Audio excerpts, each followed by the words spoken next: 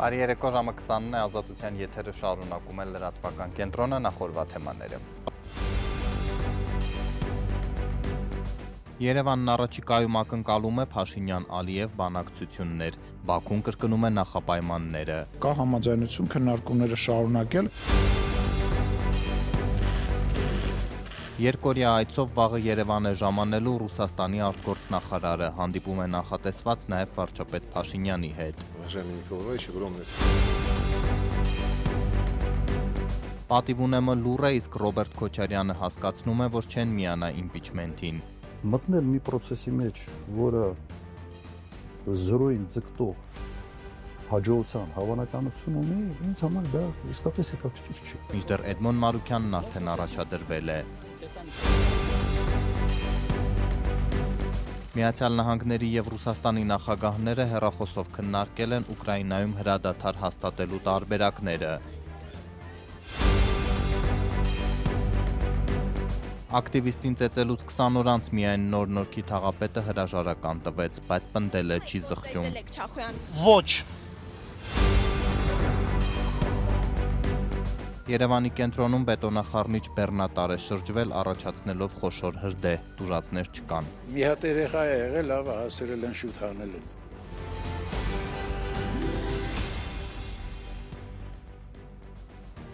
Խաղաղության պայմանագիրը ստորագրելու հեռանկարը կարծես ավելի ու ավելի մշուշոտ է դառնում, համենայն դեպս անցած շաբաթավերջին Ալբանիայում Փաշինյան-Ալիև դեմարդեմ հանդիպումից հետո Երևանը միայն հաղորդեց, թե կարևորվել է ստորագրման ուղղությամբ գործընթացի շարունակականությունը։ Ինչ է դա նշանակում, եթե բանակցություններից ժամեր անց Բաքուն կրկնեց նախապայմանները։ Ալբանիայի մայրաքաղաքում անցած շաբաթ տեղի ունեցած Փաշինյան-Ալիև ոչ պաշտոնական շփումից հետո ազգային ժողովի նախագահն այսօր չբացառեց, որ առաջիկայում երկու երկրների ղեկավարները, ինչպես նաև արտաքին գործերի նախարարները դեմ առ դեմ հանդիպումներ ունենան խաղաղության պայմանագրի ստորագրման շուրջ քննարկումները շարունակելու համար։ Դա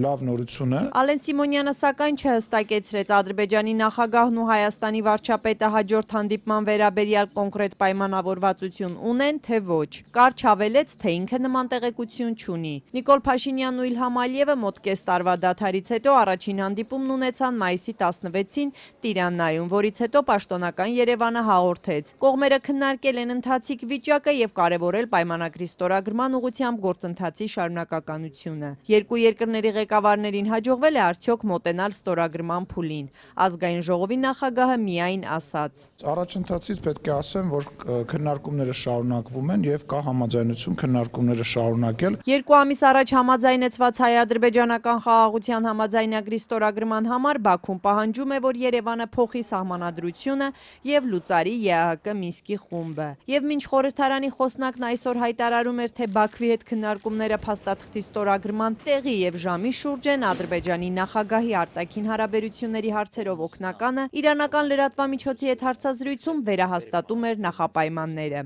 Հայաստանը պետք է սահմանադրորեն վերջ տա Ադրբեջանի ներկայացվող տարածքային պահանջներին, որպեսզի մենք կարողանանք տարածաշրջանում կայուն խաղաղության հասնել։ Հայկական կողմը պատրաստ է խաղաղության պայմանագրի ստորագրմանը զուգահեռ ստորագրել նաև Մինսկի խմբի լուծարման մասին համատեղ հայտարարություն։ Արդարադատության նախարարությունում նոր սահմանադրության տեքստ են գրում, թեև պնդում են, թե դա անում են ոչ թե Բաքվի պահանջով, այլ ներքին որոշմամբ։ Թեև վարչապետն արդեն հայտարարել է, իր կարծիքով այդ նոր տարբերակում անկախության հռչակագրին հղում պետք է չլինի։ Բաքուն հենց անկախության հռչակագրին հղումն է պահանջում հանել սահմանադրության նախաբանից։ Ալեն Սիմոնյանը պնդեց, անկախ այս հանգամանքներից բանակցությունները փակուղում չեն։ Փակուղային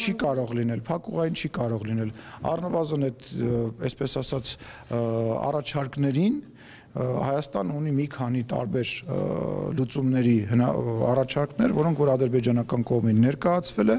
եւ այդ քննարկումը տեղի են ունենում, ել չեմ ասում, որ դրանք մեր ընկալմամբ որևիցե ձևով չեն կարող եւ չպետք է խոչընդոտեն խաղաղության պայմանագրի կնքմանը, որովհետեւ այն մտավախությունները, որոնք որ հնչեցնում է Ադրբեջանը, իրականության մեջ, իրավական դաշտի մեջ գոյություն չունեն։ Խաղաղության հաստատման հարցը նաեւ Իրանում գտնվող հանդիպող անվտանգության խորհրդի քարտուղարի օրակարգում է։ Լեռնային Ղարաբաղում անցկացվող ադրբեջանա-իրանական համատեղ զորավարժությունների ֆոնին Թեհրանում Արմեն Գրիգորյանը երեկ հանդիպել է այդ երկրի նախագահ Մասուդ Փեզեշքյանին, ինչպես նաև արտգործնախարարին։ Մինչ այդ էլ մասնակցել է Թեհրանի երկխոսություն ֆորում 2025-ին։ Անվտանգության խորհրդի քարտուղարը անդրադարձել է Երևանի և Բաքվի միջև տարածաշրջանային կապուղիների ապաշրջափակման թեմային և պնդել, թե այսպես կոչված Զանգեզուրի միջանցքի շուրջ որևէ քննարկում չկա։ Ի դեպ, Ադրբեջանի նախագահի օգնականն իրանական Թասնիմ գործակալության հետ զրույցում թեև դրական է համարել խաղաղության պայմանագրի համաձայնեցումը, բայց և հավելել է Հայաստանի հետ երկկողմ հարաբերություններում դեռ մնում են բաց հարցեր։ Այժմ էլ վերջին օրերին ներքաղաքական ամենաքննարկվող թեմայի վարչապետ Փաշինյանին իմպիչմենտ հայտնելու մասին այն նոր դրսևորումներ է ստանում դուրս գալով Քոչարյան-Սարգսյան հեռակա մեղադրանքների շրջանակից։ Արդեն կա վարչապետի թեկնածու Էդմոն Մարուքյանը, որ ընդամենը 1 տարի առաջ Փաշինյանի ենթական էր հատուկ հանձնարարություններով դեսպանը։ Մարուքյանին առաջադրել են ամիսներ առաջ քաղաքացիական պայմանագիրը լքած 2 պատգամավորներ։ Արդյոք նրանց նախաձեռնությանը կմիանան ընդդիմադիր երկու խմբակցությունները։ Վարչապետ Փաշինյանին անվստահություն հայտնելու նախագիծը պատրաստ է, առավոտվանից պատգամավոր Հակոբ Ասլանյանի աշխատասենյակում է, բայց ընդդիմադիրներից ոչ մեկը չի ստորագրել, միայն նախաձեռնության հեղինակներ, նախկին ՔՊԱ-ականներ, Աղազարյանն ու Ասլանյանն են ստորագրել։ Հիմա ընդդիմադիր պատգամավորների ստորագրություններին ենք սպասում, իրենք 2 օրաձայն չեն հանում, դուք ասում եք ՔՊ։ Փաշինյանի այլընտրանքը ըստ նրանց Լուսավոր Հայաստան կուսակցության ղեկավարն է։ Էդմոն Մարուքյանին են առաջադրել վարչապետի թեկնածու ու սպասում են, որ նախկին նախագահներ Ռոբերտ Քոչարյանի ու Սերժ Սարգսյանի թիմակիցները համաձայն են հանդիպել Մարուքյանին ու քննարկել հարցը։ Նախնական պլանը մենք մտածել ենք, որ իրանք անկեղծ են, ուզում են Նիկոլ Փաշինյանին հեռացնեն։ Հիմա ես թողնում եմ պատասխաններն իրենց։ Միանում են Փաշինյանի նախկին թիմակիցների այս նախաձեռնությանը, թե մերժում են։ Հայաստան ու Պատիվ ունեմ խմբակցությունները դեռ չեն հայտարարում։ Մարուքյանը սպասում է։ Ազատությանն էլ խմբակցություններից փոխանցեցին, թե դեռ այդ հարցով նիստեր չեն հրավիրել։ Ինչ են առաջարկում, որ եթե Սերժ Սարգսյանի թեկնածուն չի, ուրեմն չեն միանում, թող այդպես ասեն, շատ անկեղծ թող ասեն։ Մինչև հայտնի կդառնար իշխող թիմի նախկին անդամների նախաձեռնությունն ու Փաշինյանի կառավարությունում հատուկ հանձնարարություններով դեսպան աշխատած Մարուքյանի թեկնածությունը Պատիվ ունեմից հայտարարում էին, թե պատրաստ են առանց նախապայմանների քննարկել վարչապետի թեկնածուի հարցն ու սկսել։ Հիմա Պատիվ ունեմի 6 պատգամավոր լուրջ մարդիկ են, չէ, հայտարարել առանց նախապայմանների տալիս ենք։ Սպասում ենք Հակոբ Ասլանյանի կաբինետում բերեք ստորագրությունները։ Եթե երկու խմբակցությունների բոլոր պատգամավորները ստորագրեն Փաշինյանին անվստահություն հայտնելու այս նախագիծը, ընդամենը կկարողանան հարցը նիստերի դահլիճում քննարկել, բայց նախագիծն ընդունելու համար ընդդիմադիրների ձայները բավարար չեն։ Առնվազն Փաշինյանի թիմից 18 պատգամավոր պետք է կողմ քվեարկի։ Այս գործը հանգիստ է սիրում, մենք մինչև ՔՊԱ-ականներին հասնելը խնդիր ունենք դեռ։ Հայաստան խմբակցությունում կարծում են, որ առանց փողոցի զանգվածային ճնշումների հնարավոր չէ Փաշինյանին հեռացնելու հարցը խորհրդարանով լուծել։ Բացի այդ, իշխող թիմից էլ պետք է օգնեն։ Դաշինքի առաջնորդ Ռոբերտ Քոչարյանն այսօրվա ասուլիսում իր վերաբերմունքը հայտնել է։ Ես ավելի պրագմատիկ մարդ եւ մտնել մի process-ի մեջ, որը զրոյին ձգտող հաջողության հավանականություն ունի, ինձ համար դա իսկապես հետաքրքիր չի։ Իսկ ինչ են մտածում Փաշինյանի թիմում, կա մեկը, որ կմիանա այս նախաձեռնությանը։ Ազգային ժողովի խոսնակն ասաց, իրենց նախկին թիմակիցների Աղազարյանի, Ասլանյանի ու Մարուքյանի սկսած գործին լուրջ չեն վերաբերվում։ Եվ նման process-ին որևիցե ձևով չենք վերաբերվում, չենք քննարկում, մեկ-մեկ իրար ուղարկում ենք, ժպտում ենք, ասում ենք, որ Աղազարյանի եւ Ասլանյանի քաղաքական միությունը Էդմոնին ծնեց որպես քաղաքական գործիչ։ Նիկոլ Փաշինյանի կառավարությունը արդեն երկար ժամանակ է շեղվել է ինքն իր ծրագրից,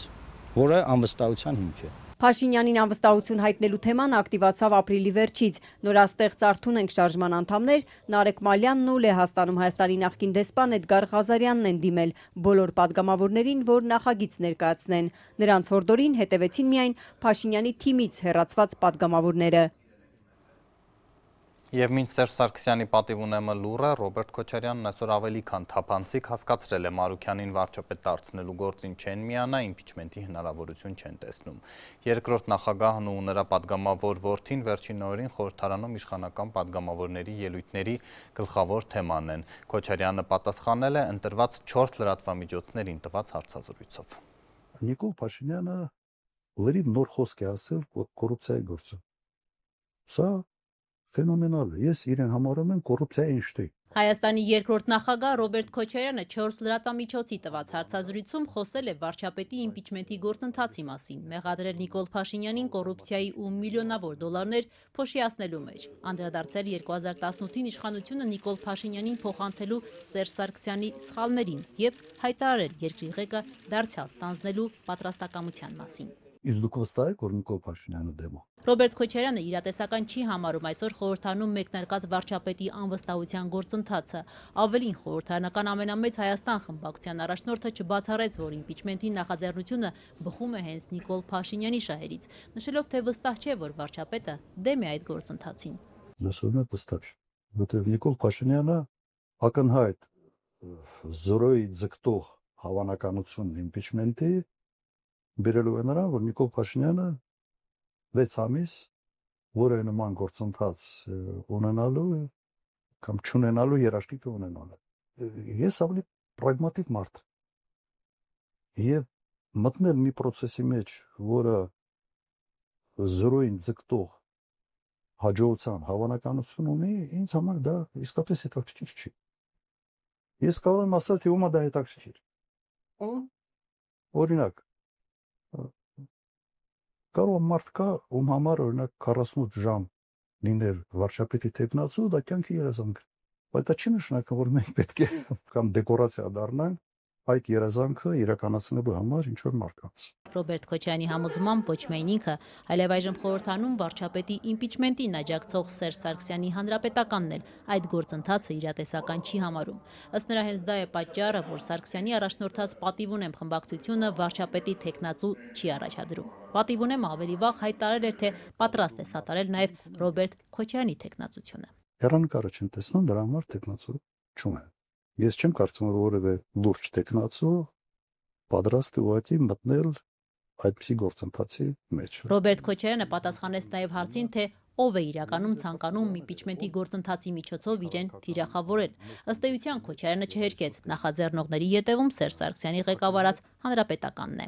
Տվյալ դեպքում ենթացեք ձեր հանրապետական կուսակցությունն է ենթադրում։ Դե փոխադարձ վիրավորակն է այդ երկու խմբակցություններից էր։ Հիմա իրենք ընտրել են այս մարտավարությունը, թող շարունակեն։ Անիրատեսական համարելով իմպիչմենտի գործընթացը, Քոչարյանը միաժամանակ չբացառեց արտահերթ ընտրությունների հնարավորությունը, այդպես էլ չմանրամասնելով, թե ինչպես։ Հնարավոր է արտահերթը չէ, հնարավոր է հավանականություն ես տեսնում եմ որոշակի։ Երկրորդ նախագահ Ռոբերտ Քոչարյանն իր հարցազրույցում նաև Փաշինյանի իշխանությանը վերագրվող կոռուպցիոն գործերից խոսեց, պնդելով, որ Նիկոլ Փաշինյանը լրիվ նոր խոսք է ասել կոռուպցիայի ոլորտում։ Մասնավորապես խոսելով լուծարված անիվի մասին, Քոչարյանն ասաց, Փաշինյանին համարում է կոռուպցիայի Էյնշտեյն։ Ստեղծել հիմնադրամ, լցնել այդ հիմնադրամը 65 միլիոն դոլարով հարկատուների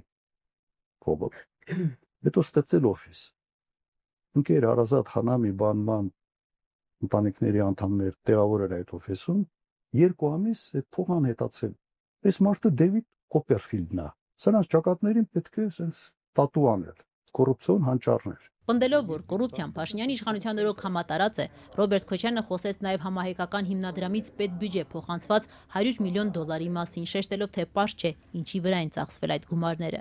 Երկրորդ նախագահն ում Նիկոլ Փաշինյանն անդադար մեղադրում է երկիրը թալանելու եւ հարստանալու մեջ, հենց Փաշինյանին մեղադրեց բյուջեի գումարները փոշիացնելու համար։ Հիմնավոր կասկած ունեմ, որ այսօր Նիկոլ Փաշինյանը Հայաստանի Հանրապետության ամենից հարուստ մարդն է։ Ես իրենից մի 10 անգամ 15 անգամ չգիտեմ որտեղ է։ Նույնիսկ даже обидно։ Արձագանքելով երկրորդ նախագահի այս մեղադրանքներին, ազգային ժողովի խոսնակը նրան է անվանել թալանչի։ Դե կարծում եմ ինքը պետքա բժիշկի դիմի, եթե տենց հարիտարություններ է անում, որ կասեմ, որ ավելի լավ կներ ինքը խոսար այդ 200 միլիոն դոլարը վերջը Ղարաբաղից էին բերել, պապներ կտակե, Ալբանիայից էին ստացել որպես օգնություն, թե որտեղից է այդ 200 միլիոն դոլարը, ել չեմ ասում մնացած ունեցվածքը։ Երկրորդ նախագահն այսօր եթեր հեռարձակված հարցազրույցում անդրադարձել է նաև այն հարցին, թե որքանով էր ճիշտ 2018-ին իշխանությունը Նիկոլ Փաշինյանին փոխանցել փոխանցելու Սերժ Սարգսյանի որոշումը։ Ռոբերտ Քոչարյանն ընդգծեց, այժմ ավելի ճիշտ է հետևյալ հարցերին պատասխանել, որոնք էին այդ իրադարձության պատճառները, թրիգերը որն էր եւ արդյոք հնարավոր էր խուսափել դրանից, թե ոչ։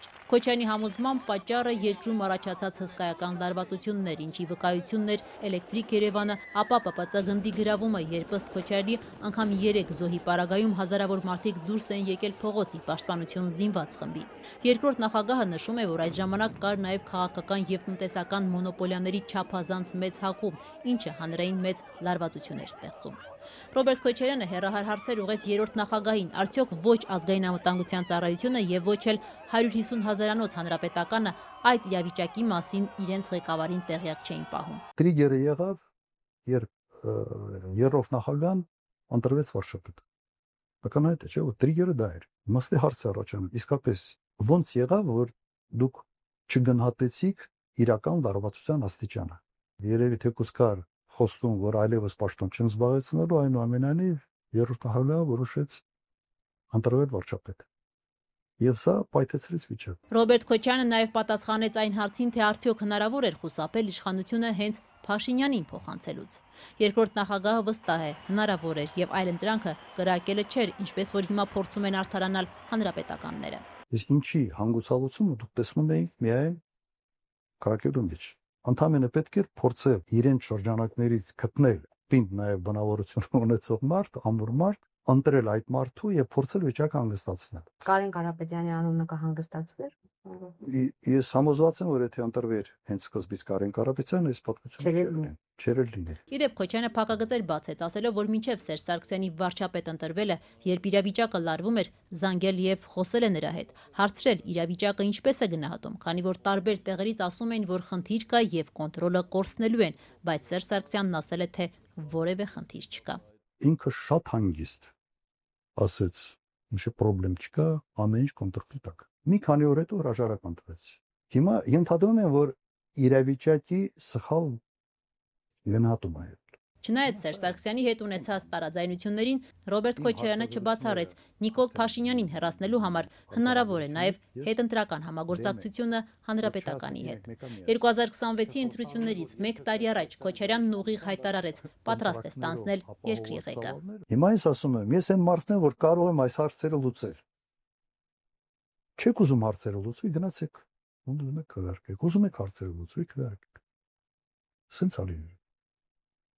Եվ իմպիչմենտի թեման այժմ քննարկելու ենք Լուսավոր Հայաստան կուսակցության փոխնախագահ Դավիթ Խաչատյանի հետ։ Շնորհակալ եմ։ Առաջին հարցը, որ շատերն այս օրերին ձեզ ուղղում են, ինչու եք մտել մի գործընթացի մեջ, որն ի սկզբանե անպտուղ է։ Նախ պետք է ասեմ, որ սա կարևորագույն գործընթաց է եւ Հայաստանի պատմության մեջ երբևէ չի կիրառվել, եւ եթե խորհրդարանական ընդդիմությունը ունի մի լծակ իր գործունեությունը իրականացնելու համար, ապա անտրամաբանական է այն չկիրառելը եւ թե պատիվ ունեմի կողմից, թե Հայաստան դաշինքի կողմից կարող ենք բազմաթիվ նախագծերի օրինակներ բերել, որոնք իրենք ներկայացրել են շատ լավ հասկանալով, որ իշխանությունը կարող է մերժել, բայց իմպիչմենտի պարագայում ես կարծում եմ, որ այն կարող է նաեւ լայն համաժողովրդական շարժում հարուցել, ճիշտ այնպես, ինչպես եղավ 2018 թվականին, այնպես որ մենք տրամադրված չենք ի սկզբանե շարժման կամ այս process-ի ձախողված լինելու իմաստով։ Մենք տրամադրված ենք քայլ առ քայլ իրականացնելու process-ը, ինչը նշանակում է ընդդիմադիրների կողմից ստորագրահավաք եւ հնարավորություն 36 մանդատի դեպքում նախաձեռնությունը ազգային ժողովում քննարկելի դարձնելու համար։ Դե եթե այդ մեծ շարժման հնարավորությունը լիներ, առանց իմպիչմենտի էլ կարելի էր պարտադրել հրաժարական, այս անցած տարիներին դրա փորձեր եղել են եւ բոլորը ձախողվել են։ Իրականում մշտապես դա եղել է կարևորագույն գործոն եւ եթե վերհիշենք նախորդ տարի սրբազան շարժումը մայիսի 9 եւ իմպիչմենտի վերաբերյալ հայտարարությունը, մենք հիշում ենք, որ միայն շաբաթներ անց խորհրդարան բերվեց նախագիծ, որը իմպիչմենտը չէր, անհետևանք մի հայտարարություն էր եւ լրջագույն խնդիր կար վարչապետի թեկնածուի առաջադրման։ Եվ եթե այդ խնդիրը չլիներ կամ լիներ եւ լուծվեր, ապա հնարավոր է իրադարձությունները բոլորովին այլ կերպ զարգանային։ Եվ նույնը 2018 թվականին տեղի ունեցավ, քանի դեռ Սերժ Սարգսյանը պաշտոնապես չէր որոշել առաջադրվել վարչապետի պաշտոնում, կարծես փողոցը հանդարտ էր, քիչ թե շատ, եւ փողոցային process-ները ավելի բուռն դարձան այն ժամանակահատվածում, երբ օրակարգը մտավ քաղաքական հում, բայց եկեք սա էլ մի կողմ դնենք, ընդունենք, թե քաղաքացիական պայմանագիրը չի քննարկելու սա, այսինքն մենք ունենալու ենք մի խորհրդարան, որի ընդդիմությունը 21 թվականից ընտրվել է իշխանափոխության խոստումով եւ անգամ իմպիչմենտի նախագիծ պատրաստ չէ բերել խորհրդարան եւ Եվս մեկ անգամ այդ հնարավորությունը օգտագործելու եւ անվստահություն հայտնելու վարչապետին, սա էլ է անդրամաբանական։ Հիմա այդ ընդդիմության մասին դուք ինչ գործ ունեք նրանց հետ։ Ի վերջո պատիվ ունեմ Հայաստան խմբակցությունը նախաձեռնել են տարբեր փուլերում փողոցային շարժումներ, որոնց դուք կամ չեք միացել, կամ այդ շրջանում Մարուքյանը Փաշինյանի կաբինետի անդամ է եղել։ Իրադրությունը բոլորովին այլ է այս պայմաններում եւ այստեղ միանալու, համագործակցելու խնդիր չկա, առավել եւս, որ այդ ուժերը չէ, որ Էդմոն Մարուքյանին առաջադրում են վարչապետի տեխնացուի կարգավիճակում, իրենց քաղաքացիական նախաձեռնության կողմից առաջարկվել է սկսել իմպիչմենտի գործընթաց եւ պատիվ ունեմին եւ Հայաստան դաշինքին։ Երկու ընդդիմադիր ուժերը, որոնք բաղկացած են մի քանի կուսակցություններից, անգամ մեկը չէ, յուրաքանչյուրի պարագայում հայտարարել են, որ չունեն վարչապետի տեխնացու, բայց միևնույն ժամանակ առանց որևէ վերապահման պատրաստ են իրենց ստորագրությունները տրամադրելու։ Եվ այս պայմաններում, երբ երկու խոշոր ընդդիմադիր ուժեր դա չեն մեկնարկում, եւ այդ քաղաքացիական նախաձեռնության կոչին արձագանքում են երկու падգամավորներ, քաղաքացիական պայմանագիրը լքած, բայց ընդդիմադիր կարգավիճակով հանդես եկող падգամավորներ։ Ինչու՞մն է խնդիրը, որ այս երկու ուժերը այդպես էլ չեն միանում։ Եվ իրենց միանալը չի նշանակում իրենց հետ համագործակցություն։ Ճիշտ այնպես, ինչպես 2018 թվականին Բարգավաճ Հայաստանը, Հայ հեղափոխական դաշնակցությունը, հանրապետականները քվեարկեցին Փաշինյանի օգտին։ Դա ինչ, հանրապետականի ու Փաշինյանի համագործակցությունն էր, ոչ, քաղաքական process-ը բոլորովին այլ տրամաբանություն։ Բացատրում են այն ժամանակ հրապարակը լիքներ, հիմա չկան այն ազդակները, որ քաղաքացիական պայմանագրի падգամավորները քվեարկելու են որևէ տեխնացուի, այս դեպքում հիմա հատկապես Մարուքյանի համար։ Այո, եւ մենք ասում ենք, եկեք ջանք չխնայենք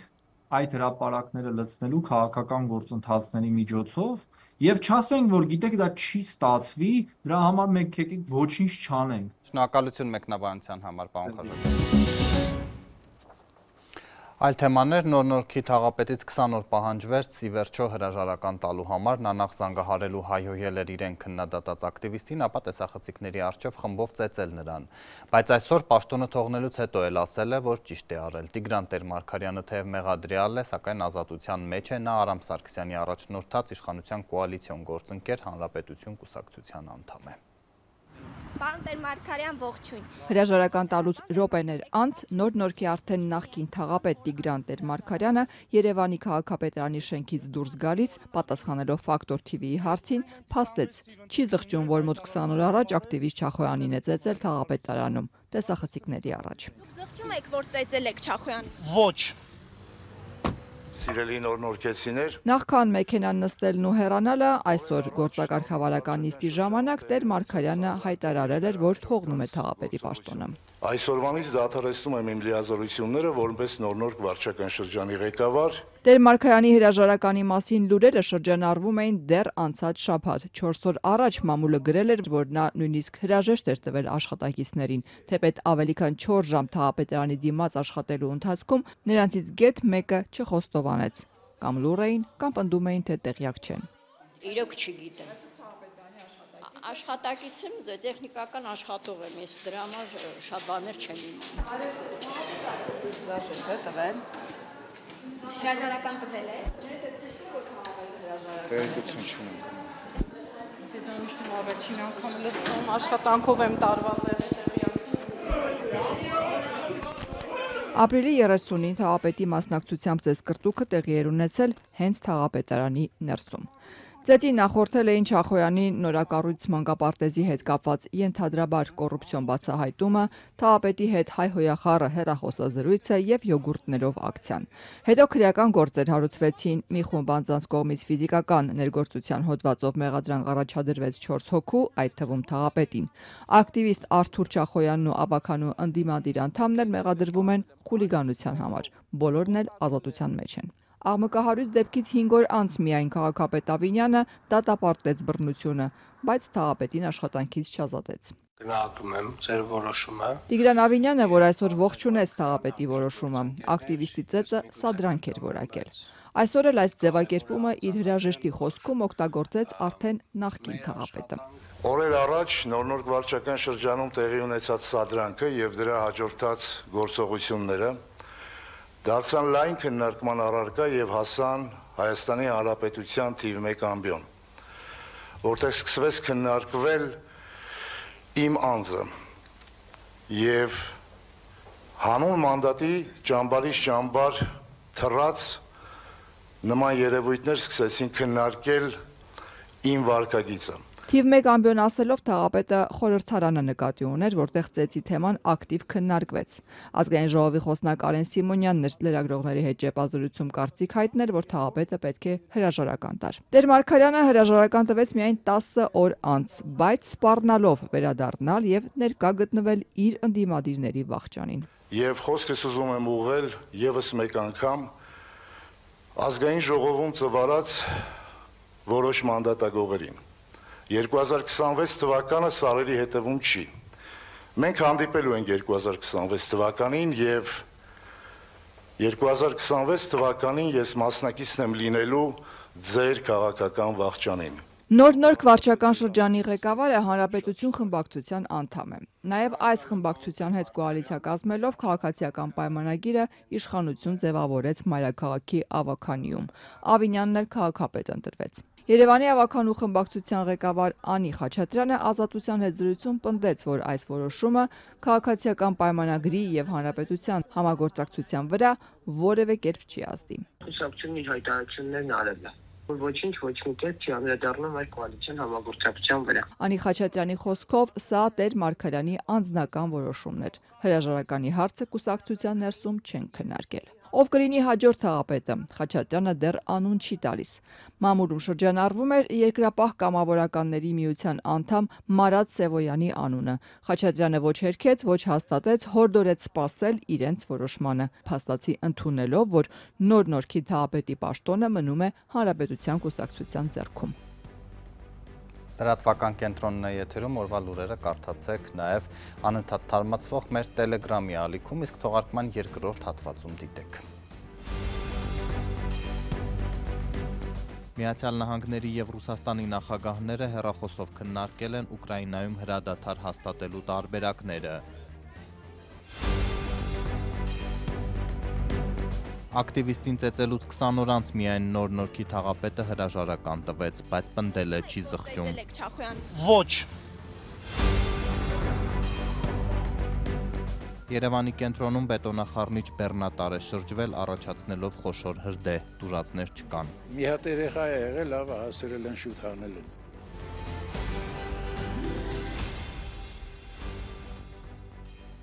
Վաղը Երևան է ժամանում Սերգեյ Լավրովը Մոսկվայի հաղորդմամբ երկօրյա այցի ընթացքում Ռուսաստանի արտգործնախարարը բանակցություններ է վարելու հայաստանցի պաշտոնակից Արարատ Միրզոյանի, վարչապետ Նիկոլ Փաշինյանի եւ նախագահ Վահագն Խաչատուրյանի հետ։ Ռուսական կողմը մանրամասնել է, որ մտքեր են փոխանակվելու տարածաշրջանում անվտանգության, մասնավորապես հայ-ադրբեջանական եւ հայ-թուրքական կարգավորման թեմաներով։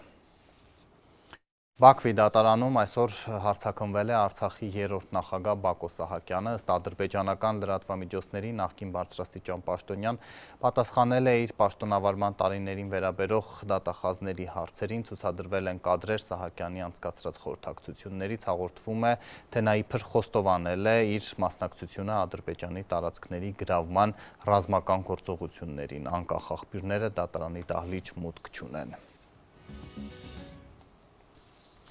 Զորահանդեսով մեկնարկել են ադրբեջանա-իրանական համատեղ զորավարժությունները, Թեհրանը և Բաքուն հայտնում են, որ Արազ 2025 հավաքը նպաստում է երկու երկրների զինված ուժերի միջև փոխադարձ վստահության ամրապնդմանը, իրանական Թանսիմ գործակալությունը գրել է, թե զորավարժություններն ընթանում են Ադրբեջանի ազատագրած Ղարաբաղի տարածաշրջանում։ Լորի տեղափոխվենք, պետական սուբսիդիայով վերանորոգված ճանապարհին արդեն բազմաթիվ խնդիրներ են նկատվում, գուգարքի բնակիչները մտահոգություն ունեն, որ այս ճամփան իրենց երկար չի ծառայի։ Վանաձորից Գուգար գյուղ տանող հիմնանորոգված ճանապարհներին անձրևի ժամանակ իսկական հեղեղ է։ Ջրահեռացում չունեցող հատվածում կուտակված անձրևաջրերի տակ նոր արված դեռ սև ասֆալտը չի երևում։ Ճանապարհին հատվող փողոցից ուղիղ այստեղ է լցվում ջրի ամբողջ քանակը։ Մինչդեռ այսօր, երբ անձրևը չէր խանգարում, Վանաձորի համայնքապետն ու նրա ենթակաները գուգարք էին գնացել ոչ թե այս թերությունները նկատելու եւ այդ մասին հրապարակում անելու, այլև շարունակվող հիմնանորոգումը ցույց տալու համար։ Այս տարի այստեղ վերանորոգվում են 4 փողոցներ։ Տեսնում եք, այստեղ նաեւ մայթերը արդեն արված են։ Տեսանյութից չի երևում, գուգարքի բնակիչները մոտեցել են համայնքապետին, հայտնել են իրենց մտահոգությունները, որոնք ավելի վաղ ազատության հետ էին կիսել։ Ես 60 տարեկան եմ, առաջ անգամ ու կարելի ասել չեն էլ սարքել, թե աշխատողները չեն լավը, թե ղեկավարները չեն կալ, ասենք։ Չնայած ուրախ են, որ 30 տարի չվերանորոգված ճանապարհին ի վերջո ասֆալտապատող տեխնիկա է հայտնվել, բայց գյուղացիների ուրախությունն այնքան էլ անամպ չէ։ Մի կողմից նոր ասֆալտ, մյուս կողմից հին մտավախություններ, ով կերաշխավորի, որ ճանապարհի վրա պետական ու համայնքային միջոցներից ծախսված 215 միլիոն դրամը շատ շուտով ջուրը չի տանի։ Հիմա այստեղ մի հատ լոմբ գցենք, մինչև այնտեղ վեր կգեն ասֆալտը 100%-ով։ Բնակիչները մտահոգված են, եթե հատվող ճանապարհից նորակառույց փողոց լցվող տիղմի ու անձրևաջրերի հոսքը չկանխվի, կարճ ժամանակ անց ջուրը կքշի, կտանի նոր գծված ասֆալտը։ Ռաֆիկ Ջալալյանը, որի տունը հենց հիմնանորոգված փողոցի վրա է, ցույց է տալիս մետաղական մի քանի համեստ անցքերը, որոնք իր խոսքերով ամենևին էլ հուսալի չեն ջրահեռացման համար։ Անձևն եկավ շատ ուժեղ, նորից փոսակցել։ Ասֆալտը ստեղ գալտի, սելավն դյան գալտի ավազը բերլսնիլ, դուրը թափիլ տեն մարտի ջեբը։ Մասնագիտական քննադատություն հնչեց նաև Ջալալյանի հարևանից, ով 30 տարի Ռուսաստանում ասֆալտ է փռել, ճանապարհ կառուցել, թեև հրաժարվում է հրապարակային ներկայանալ, վստահաբար պնդում է, որ հայկական ստանդարտները հեռու են միջազգայինից եւ կասկածում է, թե այս ճանապարհը երկար կյանք կունենա։ Չեր լիշ կապ ունի կարող ալապատ կովել չեն, որ ձուտ չեն լսել, տակաշիբին չեն լսել, այս այրկա ձմերը վերտի կենալ, այս ասֆալտը կորչ։ Ոնց որ առանց յուղի ճաշն է պես, ասես շատ համով ճաշա, երեք, ով կուտի, ոչ մեկը։ Ուղղակի ժողովրդավարություն հասարակական կազմակերպության ղեկավար Գևորգ Քոթանջյանն ուսումնասիրել ու ասում է, որ Գուգարքի ավտոճանապարհի դեպքում Շինեքսպերտ ընկերության կազմած նախագծում բիտում նախատեսված է միայն փոսային նորոգման հատվածներում։ Հիմնանորոգման դեպքում նախագծողը փաստորեն ասֆալտն ավելի հուսալի դարձնող մազութի շերտ բիտում չի նախատեսել։ Սա ըստ իրավապաշտպանի կասկած է հարուցում, թե 215 միլիոն դրամն անտեղի ծախս կդառնա։ Հենց այսքան կարժենա Գուգարք բնակավայրի 2.5 կիլոմետր փողոցների հիմնանորոգումը։ Հարցը մնում է բաց, արդյոք այս ներդրումը կարդարացնի իրեն, ասում է Գևորգ Քոթանջյանը։ Շիբինի վրից պետք է բանը ջուր արվեր, լվացվեր, պրես արվեր, հետո մազութ շախտային։ Մինչ այդ գուգարքցիները շարունակում են հուսալ, որ նոր ճանապարհը գոնե մի քանի անձրև, գուցե մի քանի տարի կդիմանա։ Գնումների պաշտոնական կայքից երևում է, որ հիմնանորոգվող ճանապարհի համար նախատեսված 215 միլիոնից 61.5 միլիոն դրամը համայնքապետարանն արդեն վճարել է Ad Company ընկերությանը, թե որ աշխատանքներն են ավարտված համարել ու որ հատվածների դիմաց է վճարել տեղի իշխանությունը, աշխատանքի ընդունման ակտ նստորագրած Էդի Քունանյանը չմանրամասնեց։ Համայնքի ղեկավարի խորհրդականն ասաց, անձամբ դեռ գուգարքում է ու ծանրաբեռնված աշխատում է տեղում։ Դպրոցի հարակից հատվածում, որտեղ արդեն աշխատանք չի ընթանում ու կարծես գործն ավարտված է, նորակառույց ճամփեզրին կոտրված, կողաշրջված ու հին եզրաքարեր են երևում։ Ճանապարհի թերությունների մասին հավանաբար կխոսեն հաջորդ անգամ, երբ դարձյալ այս թեմայով նոր ջրեր կհոսեն։ Երևանի կենտրոնում Բաղրամյան փողոցի հարևանությամբ ժամեր առաջ մեծ վթար է տեղի ունեցել, հաջորդել է խոշոր հրդեհ, տուժածներ չկան։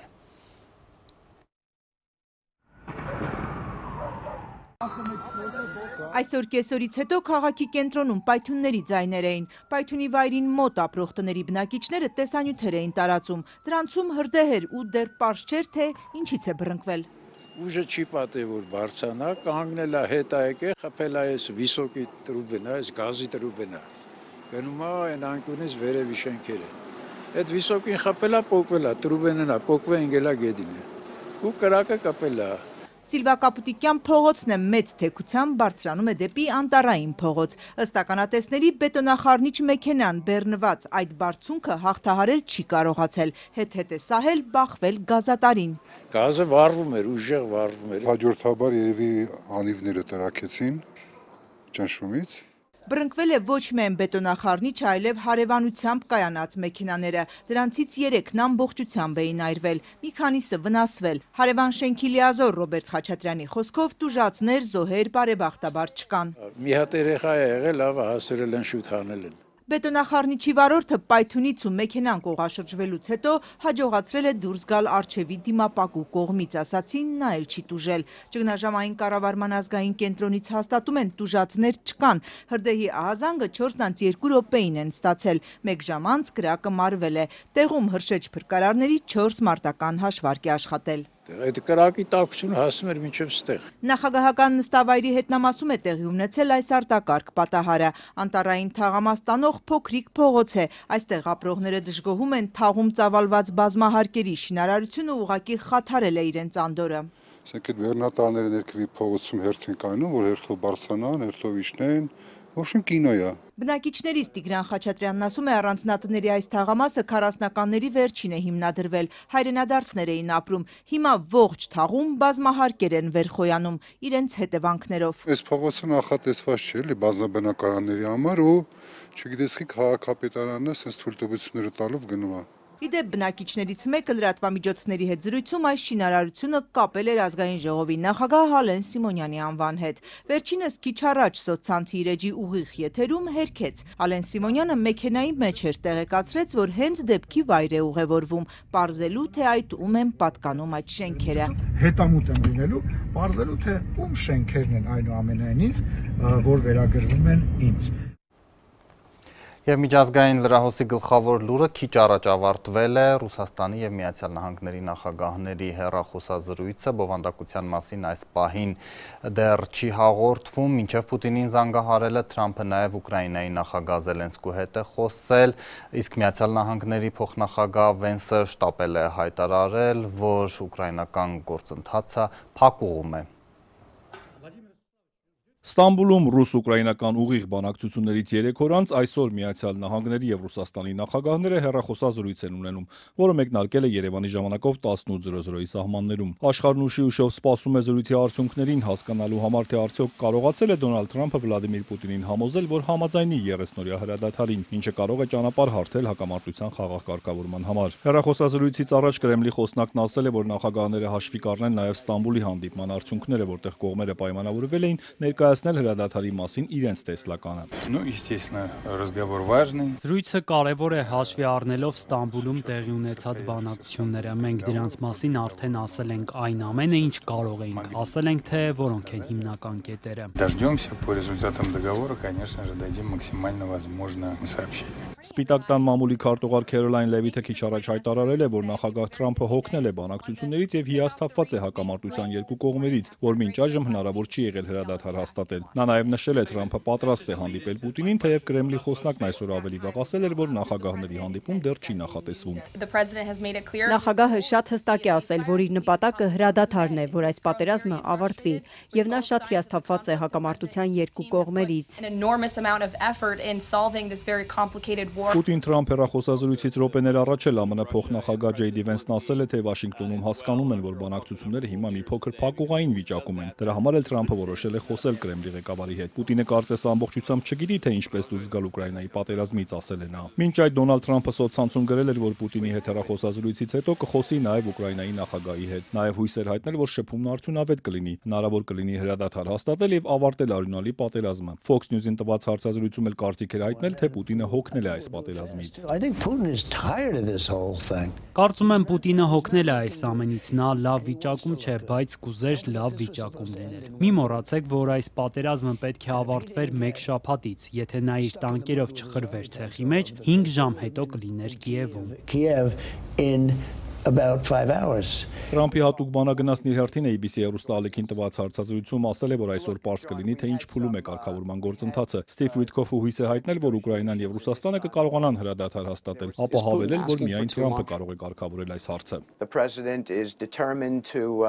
Նախագահը վճռական է տրամադրված այս հարցում ինչ-որ բան անել, եթե նա չկարողանա դա անել, ապա ոչ ոք չի կարող։